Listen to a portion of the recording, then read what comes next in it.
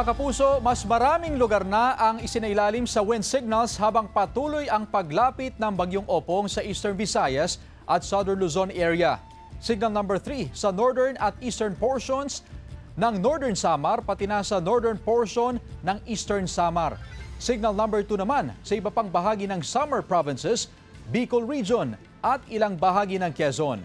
Signal number 1 naman sa malaking bahagi ng Central at Southern Luzon, Metro Manila, pati na sa ilang bahagi ng Northern Luzon. Ayon sa Pag-asa, posibleng dumikit o maglandfall ang bagyo sa Northern Samar bukas ng madaling araw, saka ito sunod na tatama sa Bicol Region sa umaga o hapon. Saka nito tatawirin ang Southern Luzon at posibleng nasa labas na ito ng PAR Sabado ng hapon o gabi. Pwede pang magkaroon ng pagbabago kaya tutok lamang sa mga susunod na bulletin ng Pag-asa. Pinalakas na ng Bagyong Opong ang habagat na magdudulot din ng ulan sa malaking bahagi ng bansa. Base naman sa datos ng Metro Weather, may tsansa ng ulan sa Northern at Central Luzon. May malalakas na ulan sa ilang pang probinsya. Posible rin ang ulan sa iba pang bahagi ng bansa.